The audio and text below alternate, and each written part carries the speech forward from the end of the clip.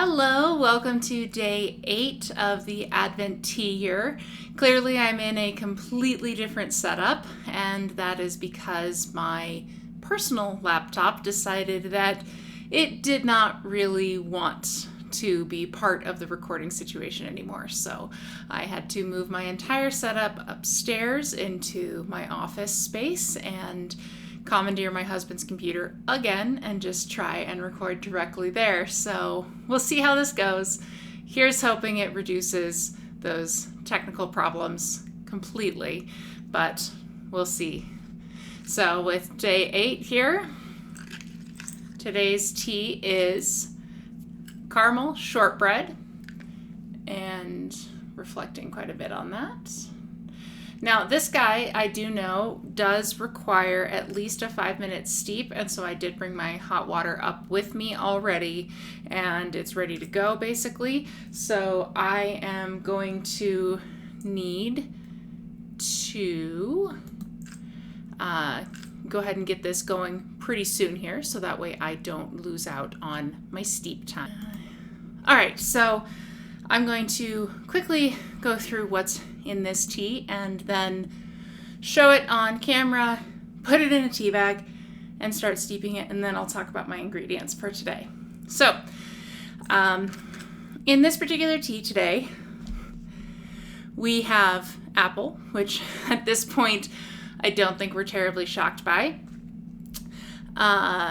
We also have raisins, brown sugar, natural and artificial almond and hazelnut flavoring, elderberries, willow bark, almonds, hazelnut, sour cherries, raspberries, and stevia extract. So I'm a little curious to see how all of these ingredients are going to create a shortbread flavor, especially one that is a caramel shortbread flavor. And I'll explain that after I go ahead and smell test this guy and look at the ingredients.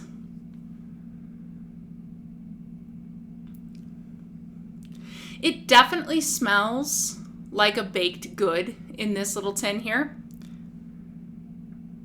And I think that's actually due to the nuts. Now, because there are actually real nuts in here, if you're allergic to nuts, definitely steer clear of this one.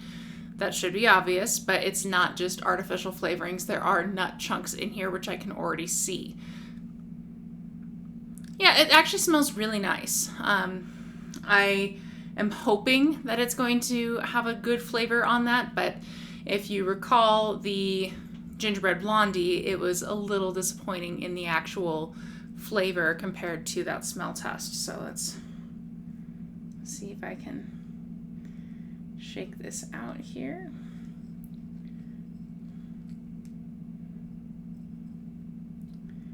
All right, I think that's a good assembly of things. Yeah, okay. So over here, that's definitely a raisin. I think I see some of my wrinkled bits of apple, like I normally do. Yep. Then we've got a nice chunk of hazelnut going on here. And this is a sliver of almond. So like I said, actual nut chunks going on. Then I've got some smaller dried out berries, which I suspect are the elderberries, at least in this particular view and grab. There's probably some of these might, well, one or two of these might actually be that sour cherry and potentially the raspberry. And I think this right here, I think that's a piece of willow bark, because that absolutely looks like a piece of tree that someone decided to put into my tea. So we're gonna go ahead and get this into my bag. And I actually have the bag partly open this time. Live and learn. All right.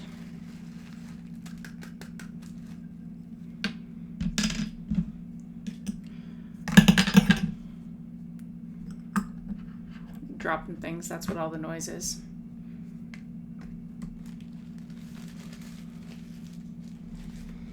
All right, so we're gonna go ahead and pour. So indeed, here's my shiny copper kettle. And look, you can see multiple versions of me because I'm reflected right here too. Ooh.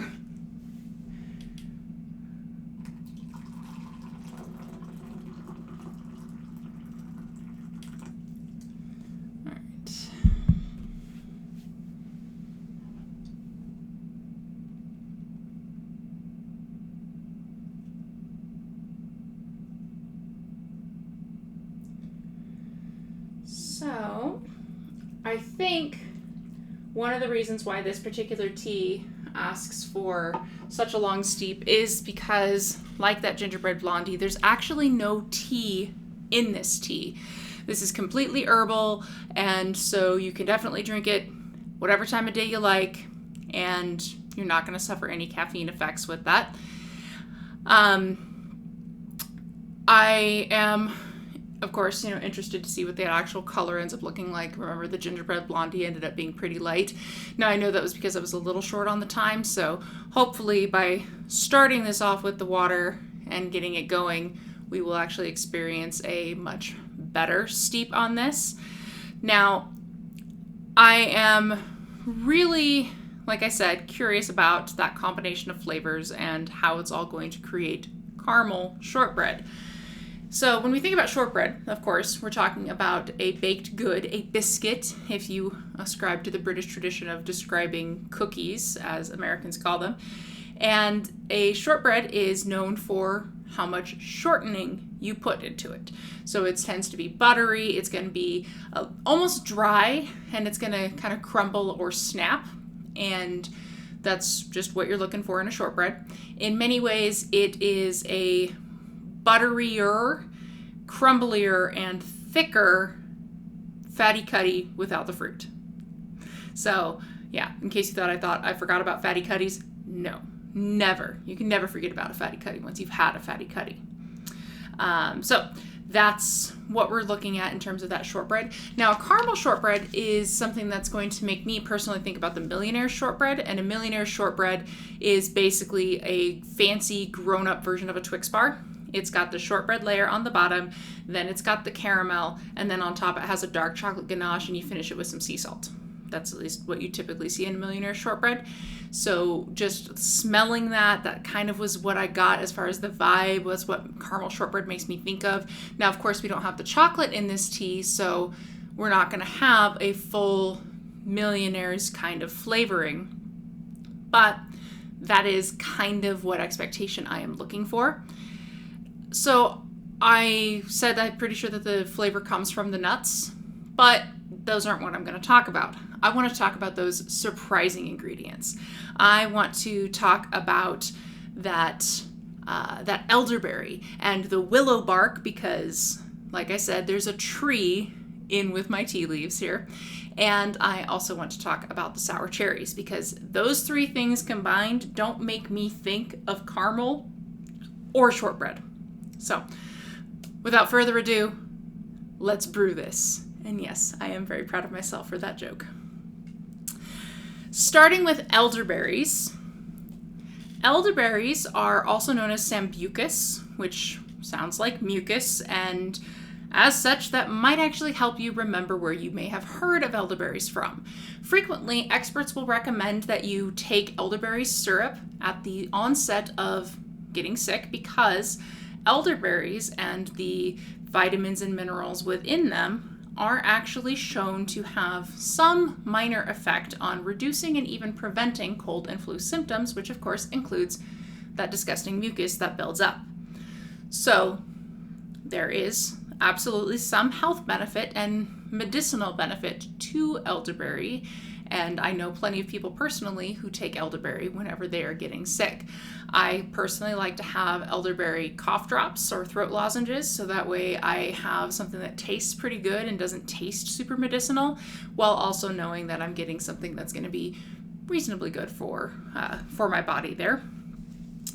The elderberry plant itself actually will bear little clusters of tiny little white or off-white cream-colored flowers, which then turn into those dark bluish black, or sometimes even bright red berries that we know as the elderberry. And because of the content of what are called anthocyanidins, the elderberry juice is actually a natural color additive. And in Japan, it is actually allowed that you can use it to dye fibers. So if you're going to be handling elderberries at all, definitely use caution, because it can be used as a fabric dye, and you might not want your clothes to turn into that deep, rich, purpley red color. But who knows? Maybe that's what you're looking for.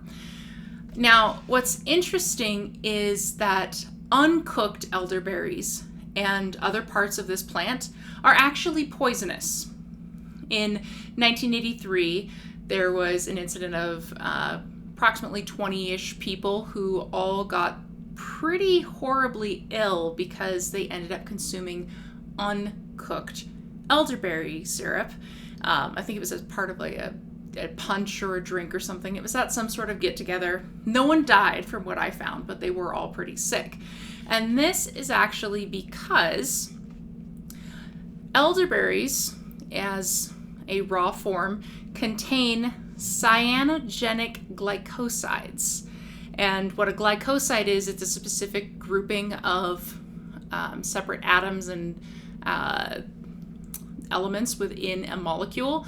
And so it forms a specific shape. And in this particular case, that shape is all of the same kinds of elements that you find in cyanide, hence why they are cyanogenic.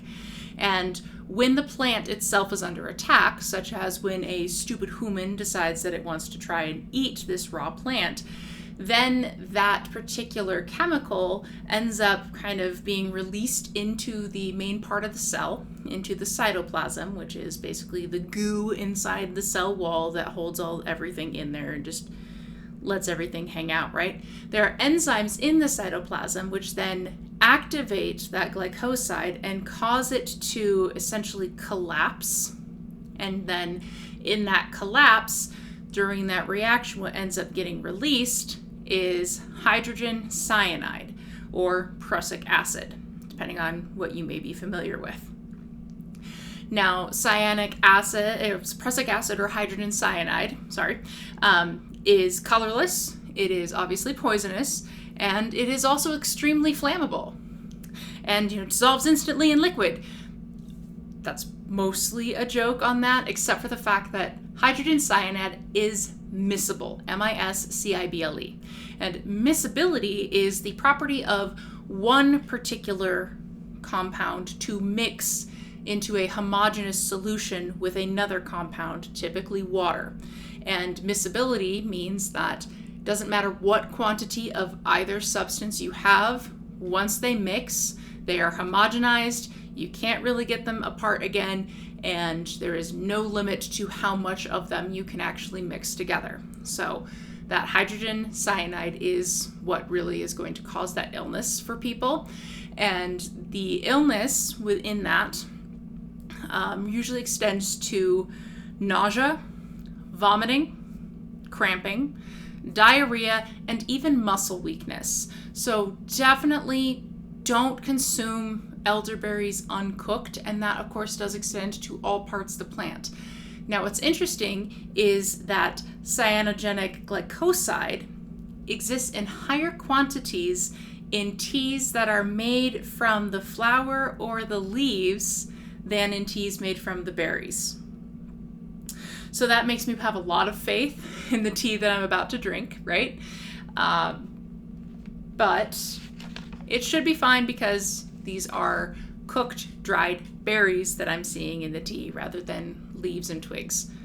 Let's just gloss over the fact that I couldn't really identify all the particulates in that today.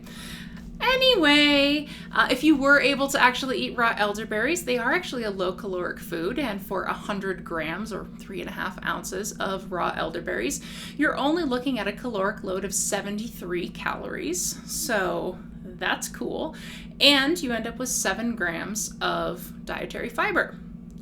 Too bad it will make you sick, right? I'm still a little hung up on that toxicity factor, especially with the fact that people have turned to it for medicine, right?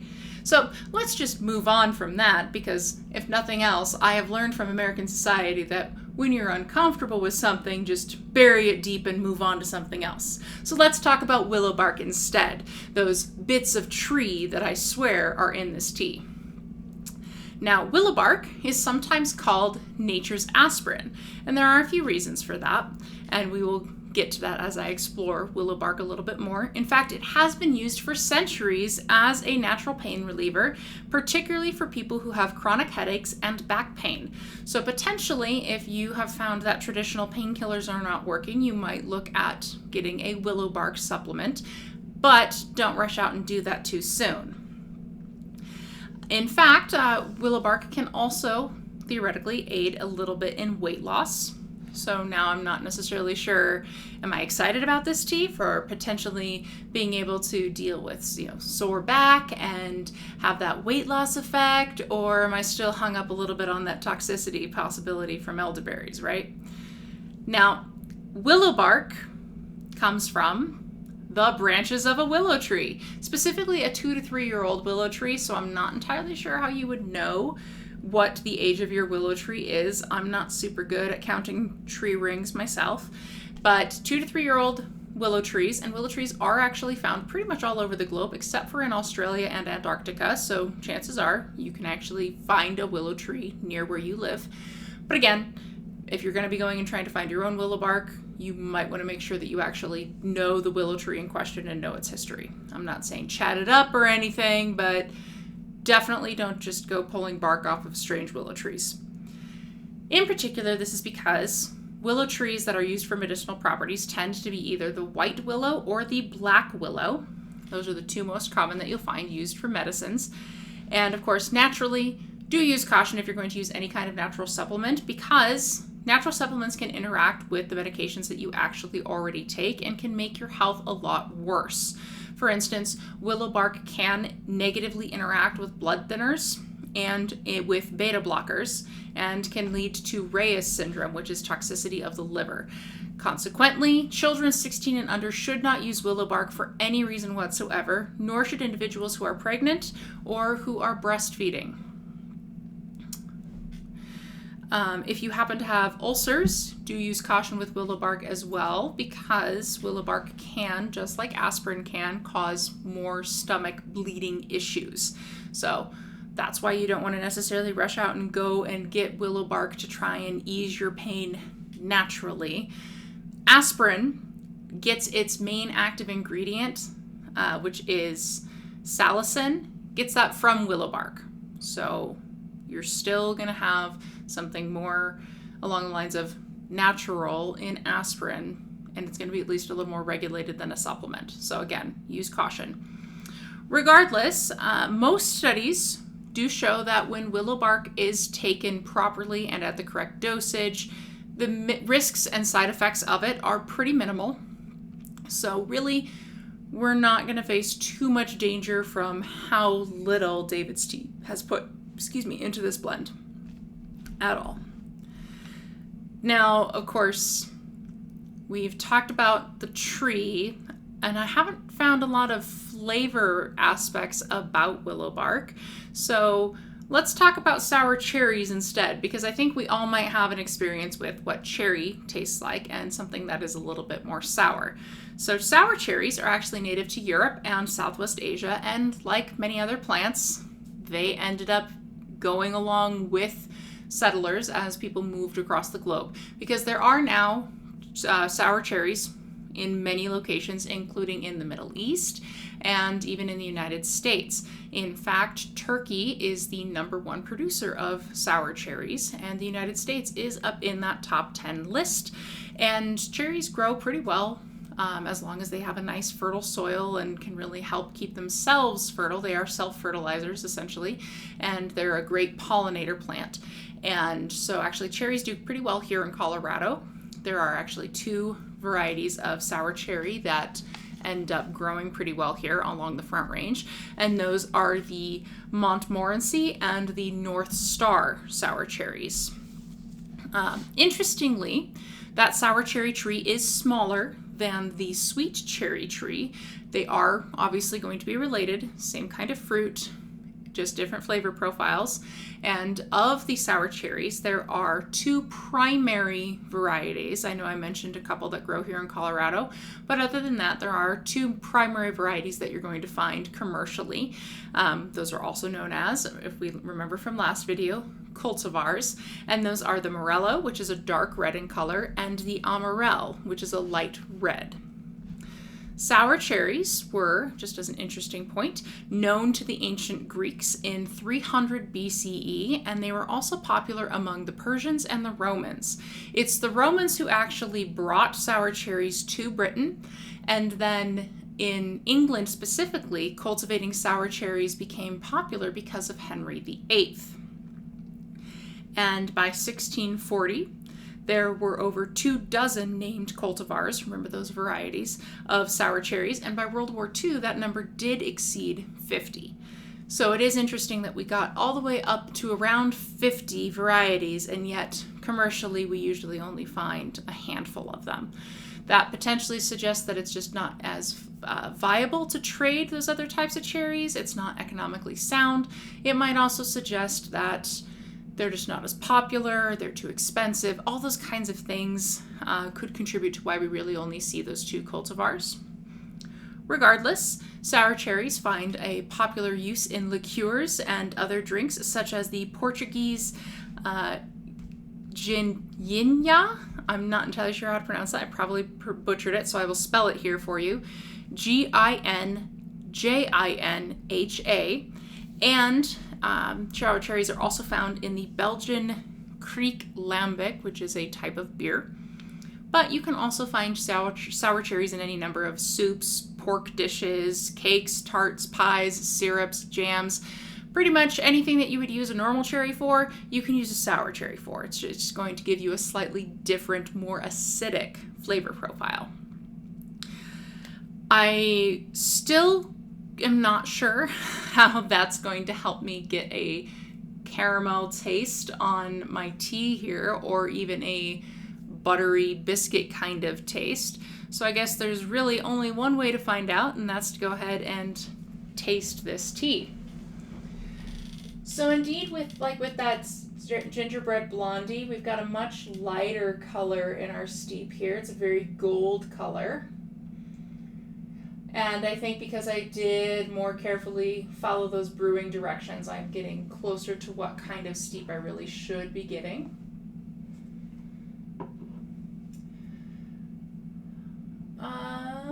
Let's see. It's sort of clear.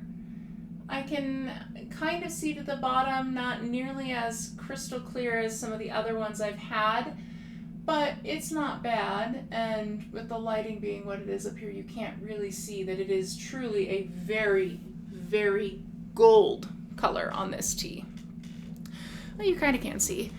This camera angle this time, actually, you can see a little bit more of the liquid in here.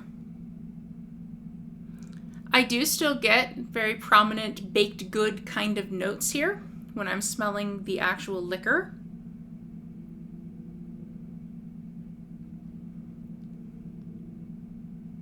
And again, I do find the smell to be actually a bit stronger when I'm not super close to it. It's definitely not a put your nose straight into it kind of tea here.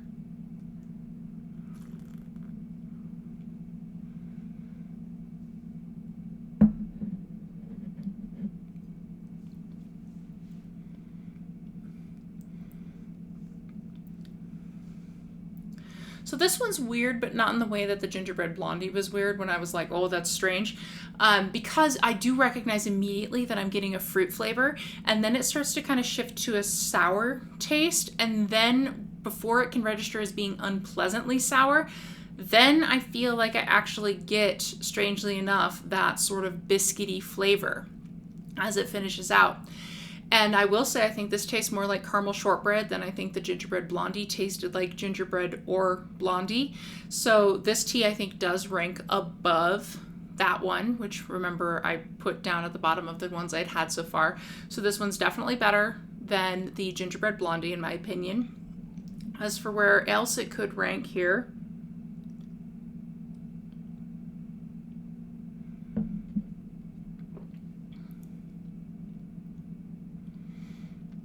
I do think actually the mint still ranks above it, which is again interesting considering how much I don't care for licorice flavors at all.